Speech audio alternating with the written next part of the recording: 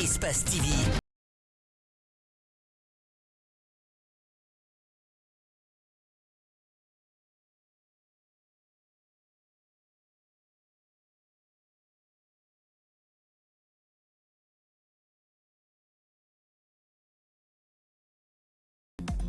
Peut-être 19h45, bonsoir, bienvenue à tous. Voici les titres de l'édition.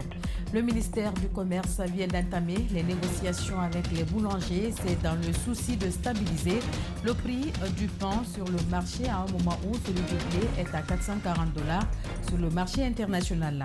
À Guéké, ce n'est pas le beau temps chez les planteurs de palmiers, a eu les DVA. Ils reprochent à la société Sodipa de ne pas créer des conditions favorables à leur business. C'est tout pour le sommaire. Bienvenue à tous.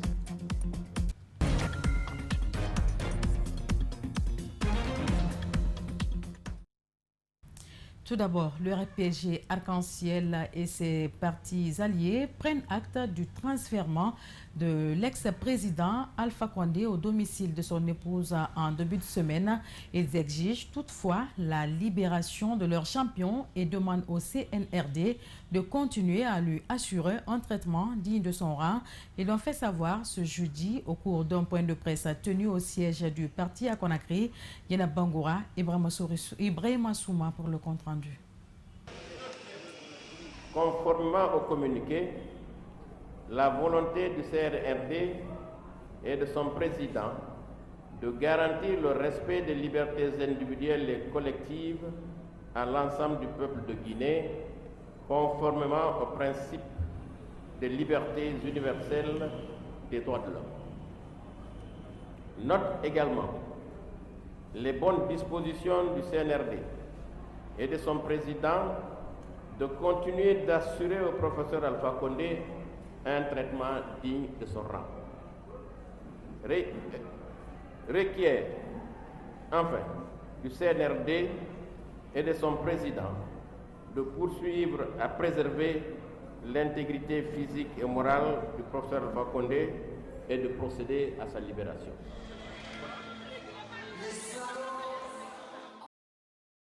Je vous le disais au sommaire, le prix du blé a augmenté à $440 sur le marché international.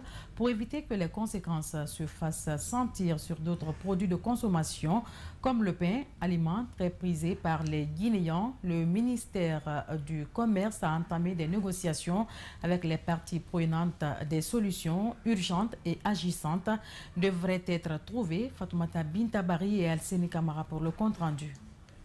De $330 en mars, le prix du blé est passé à $440, soit une augmentation de $110 la tonne métrique dans l'intervalle de février à août dernier. Les raisons, de mauvaises conditions climatiques en plein cœur de l'été, ont contribué à dégrader les perspectives de récolte de blé à travers le monde et en a affecté la qualité. Pour des mesures de prévention, le ministre du Commerce se concerte avec les acteurs du secteur. Cette réunion, c'est tout simplement que le gouvernement soit rassuré, que mon ministère soit rassuré qu'il y a suffisamment de farine sur le marché guinéen et de farine de très bonne qualité. J'ai eu la confirmation des minuteries et je les en remercie.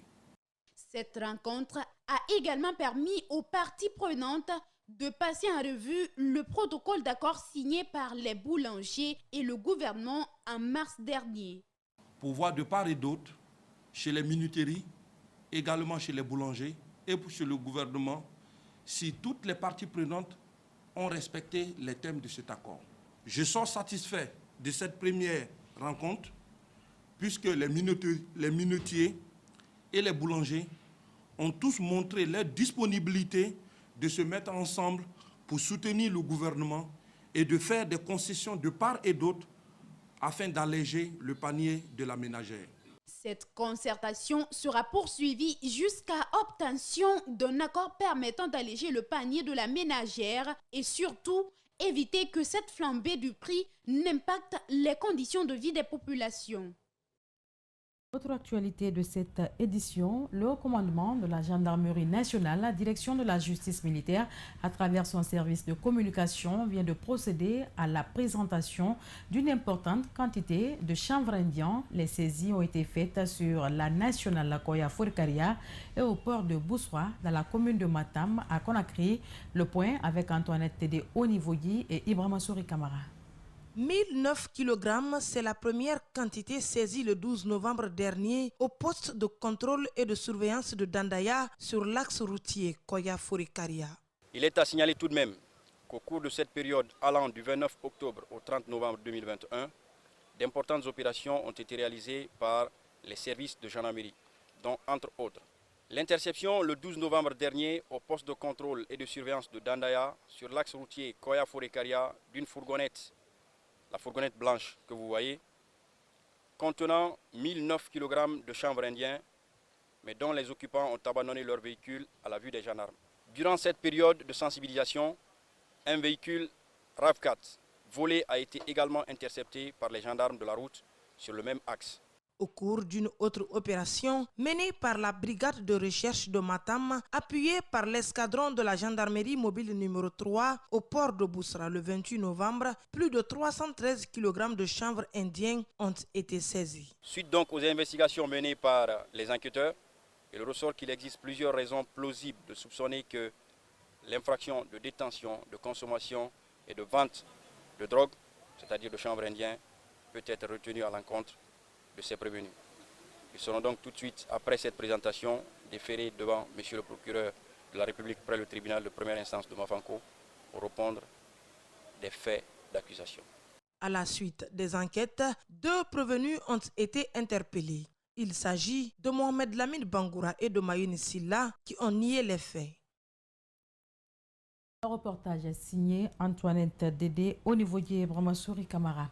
Toujours pas de solution à la situation des eaux usées empêchant les femmes du marché Anko 5 de mener à bien leur activité. Le patrimoine bâti public et un centre commercial seraient les principaux accusés dans cette affaire après la manifestation des femmes contre la pollution du marché.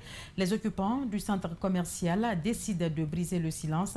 Ils estiment que le patrimoine bâti est l'unique responsable de ce problème. Suivez les détails avec André Mossier Milimono et Mohamed Kapelosila. Ils ont manifesté la semaine dernière contre la pollution de leur marché par ces eaux usées provenant de la cité où sont logés des fonctionnaires. L'eau polluée transite par ce centre commercial avant de poursuivre son chemin dans le marché. Les femmes du marché accusent les occupants de ce centre de ne rien faire pour empêcher le passage de l'eau, ce que les concernés balaient d'un revers de la main. Les gens pensent que ça vient d'ici. Ils n'ont pas cherché à savoir d'où ça vient et comment c'est venu là-bas. Quand le concessionnaire a voulu aller renforcer la cour là-bas pour que les égouts ne rentrent pas ici, et la porte d'accès, ils ont barricadé. Ils ont mis un conteneur derrière pour qu'ils ne puissent pas avoir l'accès là-bas. Plusieurs boutiques à l'intérieur du centre ont dû fermer à cause de ces eaux polluées. Les travaux de construction de cette mosquée également sont à l'arrêt pour les mêmes raisons. Les occupants du centre sont eux aussi désemparés. L'odeur de l'eau nous fatigue beaucoup. On souffre ici. Nous souhaitons vraiment qu'ils nous aident à trouver solution à ce problème. Le patrimoine bâti public reste le seul responsable de cette situation selon les occupants du centre. Ils sollicitent l'intervention des décideurs au plus haut niveau pour que les solutions soient trouvées au problème. Nous demandons à ce que le patrimoine bâti s'en charge pour vraiment intercéder entre nous afin que les gens de la cité essaient de vider la fosse septique. Et peut-être même monsieur le président de la transition, monsieur Doumbouya, afin qu'il nous aide, parce que lui, vraiment, il dit que c'est la boussole de la justice qui va guider les gens. Donc ça sera toujours notre voie. Ce centre commercial est un domaine de l'État octroyé à un particulier par le patrimoine bâti public. Les syndicats des gares routières de Gomboya et de la Cocherie dans la commune rurale de Manéa sont à couteau tiré depuis l'inauguration de la gare de Soumouya. Rien ne va plus entre les deux parties qui s'accusent mutuellement. Pour en savoir plus, Ismaël Labé et Abokar Din Kamara ont fait immersion dans les deux gares routières. Suivez. À quelques kilomètres de la ville de Koya, la Cocherie. Ce quartier abrite la gare routière de Soumbouya nouvellement inaugurée. Les administrateurs de cet espace veulent améliorer le transport public en Guinée. Les passagers qui quittent Conakry pour l'intérêt du pays, ils subissent assez d'embouteillages. Mais avec ces idéologies, il a dit, quand on crée la gare routière à Koya, de Koya à l'intérieur, on ne peut pas au moins constater ces faits. Donc c'est ce qu'il a animé à créer cette gare routière ici et aider la population. Ici, les tarifs ne sont pas les mêmes que dans les autres gares et il y a toutes les lignes, nous confient les responsables. Pour faire faciliter le tâche de population, le déplacement, pour faire moins de déplacements, même si le voiture ici là-bas chargé, bon, s'il y a 10 personnes, si on prend 18 personnes, s'il y a 12 personnes, on peut obliger pour augmenter pour partir. Les toilettes, lieux de prière, restaurants, magasins de stockage et autres, tout le confort y est pour ceux qui viennent s'y embarquer. À cela s'ajoute la sécurité. Dans la gare routière de Gomboya, les passagers se plaignent du vol. Et moi, je suis venu aujourd'hui ici, je n'ai pas vu de vol. Et moi, je préfère qu'on soutienne la gare routière de Soumbouya. Très tôt ce matin, ce minibus bouge pour Zérékoré. À quelques kilomètres de là, l'autre gare routière située à Gomboya. Pour recouper donc les informations, nous nous sommes rendus dans ce lieu d'embarquement. Mais malheureusement, nous ne sommes pas les bienvenus ici. Nous sommes pris en partie par des loupards qui ne veulent pas qu'on prenne l'image de leur gare située sur la nationale Conakry-Koya. Direction intérieure du pays, à Djeké, dans la préfecture de Yomo, les planteurs de palmiers à huile et d'EVA ne filent plus le même coton avec la société guinéenne de palmiers à huile et d'EVA. Pour ces planteurs, la Sodipa garde le monopole sur toute la chaîne de production, ce qui n'est pas sans conséquence sur leur activité. Le point avec notre correspondant régional, Moïse Bitien Lama. Ces planteurs sont venus des deux communes rurales, Djeké et Bignamou, pour exprimer leur colère devant les autorités locales. Ils dénoncent notamment les conditions de travail de la société Sogipa. Du non-respect des clauses de la convention et des contrats. Les variations sont intervenues régulièrement à la baisse, oscillant entre 2 000, 3 000 et 4 000. Celui des ristournes bloqués depuis 2013. Ces ristournes peuvent être estimés aujourd'hui à plus de 60 milliards de nos francs que doit la Sogipa aux planteurs. Le non-paiement à temps des produits aux planteurs sur plusieurs mois sous prétexte de crise économique sur le plan international, alors que le produit ne souffre pas de mévente. Pour l'autorité sous-préfectorale, une solution serait trouvée pour le paiement des 4 mois d'arriéré. Nous sommes impliqués dans ça. Donc nous avons fait asseoir les autorités de la Sogipa qui sont là et ces planteurs. Et que c'est promis même que la semaine-là, leur argent, même si ce n'est pas le tout, un montant serait payé, même si c'est pour un mois. Maintenant, à travers ça, nous allons essayer de négocier par échéance comment est-ce que le reste de l'argent serait payé. Donc tout est sur place. Il faut rappeler qu'avant le rassemblement des planteurs, les travailleurs de la Sokiba avaient déposé aussi un préavis de grève. Ils comptent poursuivre jusqu'en satisfaction de leurs revendications. La Gambie vit d'une économie essentiellement issue du tourisme, de l'hôtellerie et de l'artisanat. Ce pays a connu un arrêt systématique pendant les 2 dernières années avec la pandémie de Covid-19. Sur environ 10 000 emplois directs, 40 000 sont perdus et les 3/4 de touristes estimés à 150 000 par an ont échappé au pays. Les activités reprennent progressivement, mais le chômage des jeunes persiste encore. Alpha Ousmane Ba, Daouda Mohamed Kamara sont nos envoyés spéciaux en Gambie. Suivez. Sénégambia, Bidjilo, Kololi, Fadjara, Bakau, Kotou ou encore Brufut constituent l'essentiel des quartiers chics de Banjul. Ces endroits propres et bien fréquentés abritent les grands restaurants et hôtels, mais aussi des ambassades et consulats des pays amis de la Gambie. Ces quartiers sont ceinturés par de belles plages, au sable fin à perte de vue, sur la côte maritime de la Gambie, ce qui explique le développement du tourisme dans ce petit pays, qui n'est qu'une bande de terre enclavée dans le Sénégal. C'est dans ces quartiers que les milliers de touristes, estimés à plus de 150 000 visiteurs par an, s'installent et boostent significativement une bonne partie de l'économie nationale.